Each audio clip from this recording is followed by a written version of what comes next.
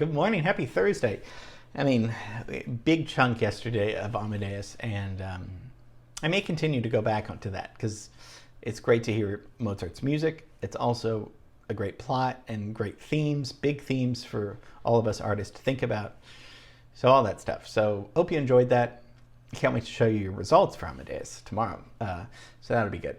So as I said, we're kicking it cool in LA, and I'm going to revisit a class that we looked at a few years ago because I looked at it and I was like, well, we need to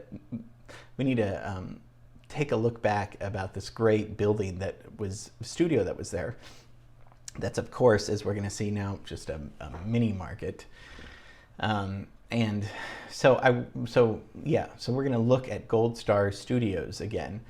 And also I revisited and was talking with John about the Wrecking Crew documentary and how it's, I think when we get back, I'll show you guys that because these guys were the real musicians that played at the studio for artists like Bobby Darin, the Monkees, the Ramones, the Association. I mean, all these people, the Beach Boys, of course, those guys were on the tracks, and so whether it's a guitar line or a saxophone line or whatever, those guys were the musicians that showed up each day that played, and they're unsung heroes. And they called them the Wrecking Crew because somebody said, well, these guys are going to wreck our careers. People like the Monkees couldn't play their instruments; they were just a gimmick, and so these guys were super popular. So let's re-look at Gold Star Studios. Today we're going to be talking about a very important building. Now, it's not there, but this is what it looks like now. So you're probably saying, well, what could possibly have been there? Well, there was a studio there, and it was called Gold Star Studios, and we're going to listen to some of the songs that came out of that studio located on Santa Monica and Vine Street. And look how close it is to where we go to school. It's literally not that far away. When you think of what history was made at that studio, we're going to get into what songs were recorded there. And then we're also going to talk about why it was so... What was the draw? Why did so many people want to record there? This eventually became Phil Spector's playground when he created the Wall of Sound. So let's dive into some of the songs that were recorded in that place. Then we're going to dive into why it was so important people recorded there. And then, we got all day. We can have fun with this and see where it takes us and to see why it's so important. So, okay. Enough fooling around. Let's get to it. It opened in 1950. So let's start with this. Let's start with the first song that in our program that was very famous, recorded by Ritchie Valens when he was 17. See if you know this song.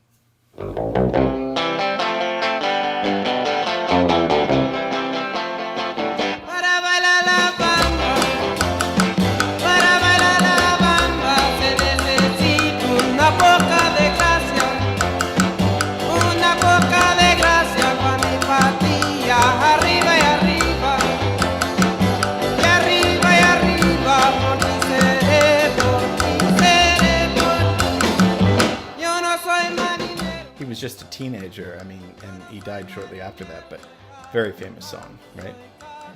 Really famous because, yes, it's a good melody, good hook, but also kind of one of the first rock and roll songs to include the Spanish language. That was kind of unheard of. See if you guys have heard this song before.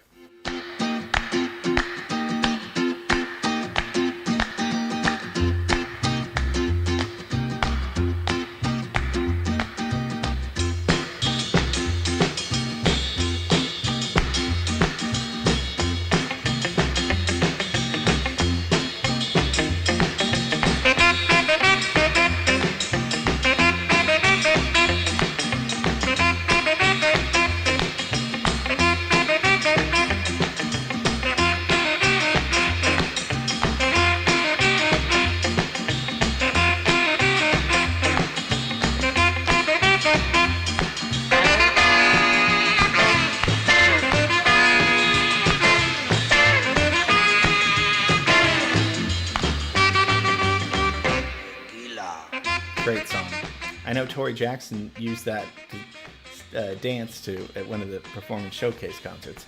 That was cool. So yes, another song that was recorded right there on that corner. Pretty cool, right? Here's another song recorded by Sonny and Cher. Very famous song, I Got You, Babe.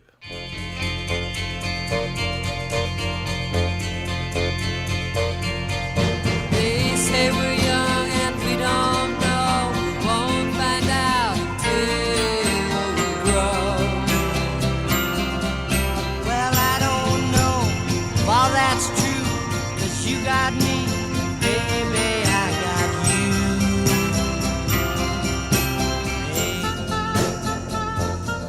I got you, babe. I got you, babe.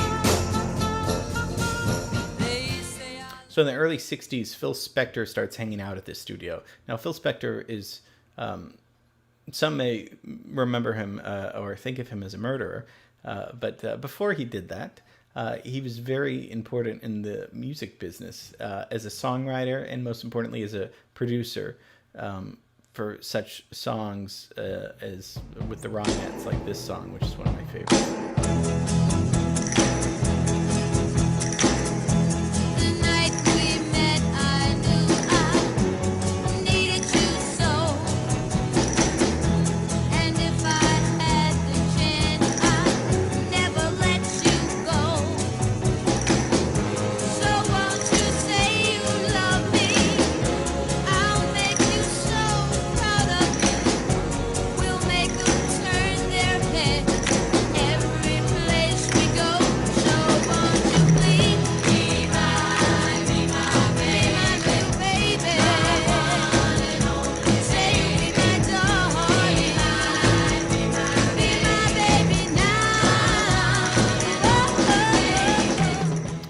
A special sound to it, doesn't it? Doesn't it sound echoey, larger? So let's talk about what Phil Spector did to this studio. And the first Platinum album was actually recorded here, and very innovative audio techniques that we, have plugins for on our computer today were developed there. And, it wasn't just pressing a button. They were actually built there, phasing, flanging, double tracking vocals, and Phil Spector, the Wall of Sound is really kind of what it sounds like. It's this massive sound. So on some of these tracks, you'd have 3 or 4 pianos with several guitars playing the same chords. So it's like drenched in sound, percussion, and then we would put echo and reverb, and they had these big reverb echo chambers. It was just like this, musical playground. And even George Martin of the Beatles was like, this is, the recording studio is an instrument in itself. So, you have instruments in a studio. He said the studio was what was almost its own instrument. So all these instruments were playing with reverb.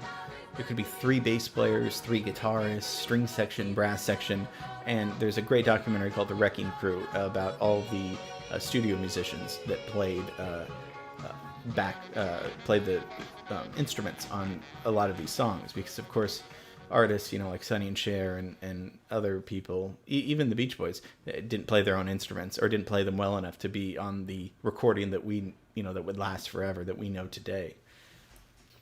Another very important album was recorded there, at least most of the album was, the Beach Boys and Brian Wilson's Pet Sounds.